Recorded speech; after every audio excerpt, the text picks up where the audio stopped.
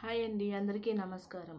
పూజలు చేసేవారికి దౌర్భాగ్యం, దుఃఖం ఎందుకు మిగులుతుంది? శ్రీ మహావిష్ణువు నారదుడితో చెప్పిన సత్యం. చాలామంది అనుకుంటూ ఉంటారు, ఎక్కువ పూజలు చేసేవారికి, నిత్యం భగవంతుని ఆరాధించే వారికే కష్టాలు వస్తాయి, అసలు పూజలు చేయని వారికి, పాపాలు చేసేవారికి అంత మంచి జరుగుతుంది అని అనుకుంటూ ఉంటారు. అయితే ఒకరోజు ఒక భక్తుడు శ్రీ మహావిష్ణువుని ప్రశ్నించాడు, స్వామి, ఎందుకు మీరు ఎక్కువ పూజలు నిత్యం మీ నామస్మరణలో ఉన్న వారికే దుఃఖాన్ని ఇస్తున్నారు? అసలు కనీసం మీకు దీపం పెట్టి ఒక అగరబత్తి కూడా వెలిగించరు, ఎవరికి ఏ దానమూ చేయరు, కానీ అలాంటి వారికే సుఖాలను ఇస్తున్నారు అని అంటాడు. శ్రీ మహావిష్ణువు నీలాగే నారదుడు కూడా నన్ను ఒకసారి ఇలానే ప్రశ్న వేశాడు. అప్పుడు స్వామి నారదుడితో ఇలా అన్నారు, నారదా, మనమిద్దరము బ్రాహ్మణ వస్త్రాలను ధరించి అలా భూలోకంలో సంచరించి వద్దామా అని అంటాడు. అప్పుడు శ్రీ మహావిష్ణువు నారద మహర్షుల వారు బ్రాహ్మణ వస్త్రాలు ధరించి భూలోకంలో సంచరిస్తూ ఉంటారు. అలా వెళ్తూ ఉండగా వారికి ఒక పెద్ద భవంతి కనిపిస్తుంది. వారు అక్కడికి వెళ్ళి, ప్రభు, విష్ణువు ఇలా అన్నారు, బాగా ఆకలిగా ఉంది, తినటానికి ఏమైనా ఇస్తారా అని అడగగా ఆ ఇంటి యజమాని అయిన సేటు బయటకు వచ్చి ఏంటి అని అడిగాడు. శ్రీ మహావిష్ణువు అంటాడు, మాకు బాగా ఆకలిగా ఉంది, తినటానికి ఏమైనా ఇవ్వగలరా అని అడగగా దానికి సేటు, మీ బాబు సొమ్ము ఇక్కడ దాచారా, ఇవ్వండి అని అడుగుతున్నారు, వెళ్ళు అని అంటాడు. మేము యాచకులము, బిచ్చ అడుగుతున్నాము, వెళ్ళండి అని బయటికి తోచేస్తాడు. ఆ సేటు నారదుడు శ్రీ మహావిష్ణువుని చేతులను పట్టుకుని బయటకు తీసుకువచ్చి, సేటు అంత అవమానం చేశాడు, అతని మీరు ఏమీ అనలేదు, మీరు అంతని శపించండి అని కోరాడు. శ్రీ మహావిష్ణువు తన 2 చేతులను పైకెత్తి, నీకు 4 వైపులా నుంచి ధనం రావాలి, నీ వ్యాపారం ఇంకా వృద్ధి చెందాలి, మీ ఇంట్లో సంపద పెరగాలి అని వరాన్నిచ్చాడు.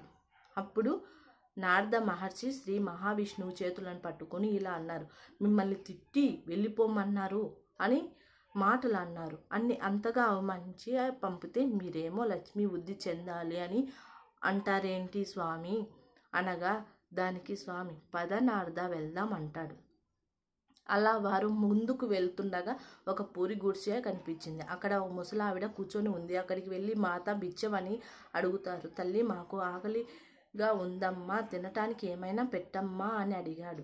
అప్పుడు ఆ తల్లి, స్వామి, మా ఇంట్లో తినటానికి అయితే ఏమీ లేవు, నాకు ఒక ఆవు ఉంది, ఆ ఆవుకి నేను సేవ చేసుకోవడం వల్ల అది నాకు రోజు పాలను ఇస్తుంది, ఆ పాలే ఉన్నాయి, మీరు లోపలికి రండి అని వారిని ఆసనం వేసి కూర్చో అని చెప్పి వారికి పాలను తీసుకువచ్చింది.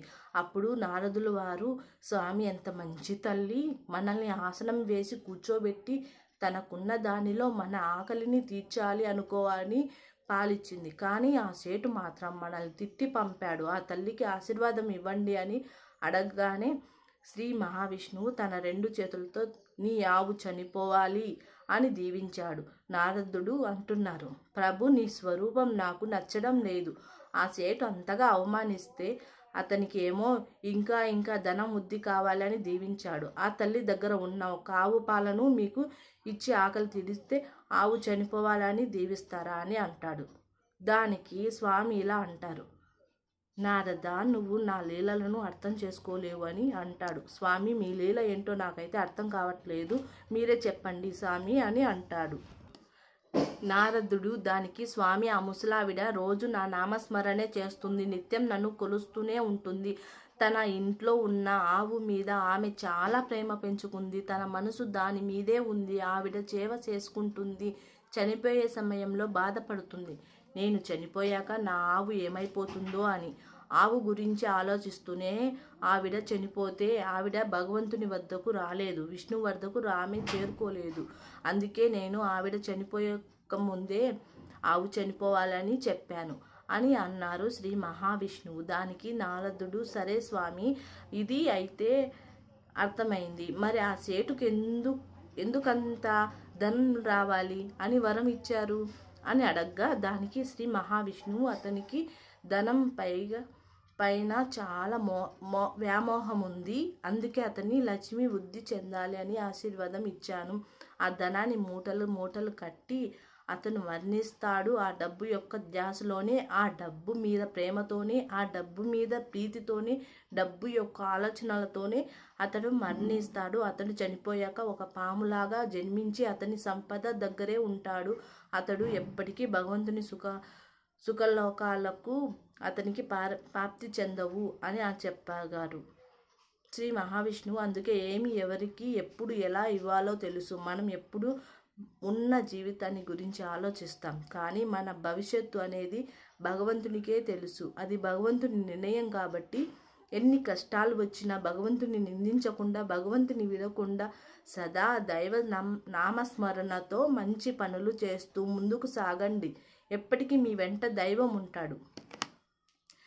నచ్చితే లైక్ చేయండి, సబ్స్క్రైబ్ చేయండి.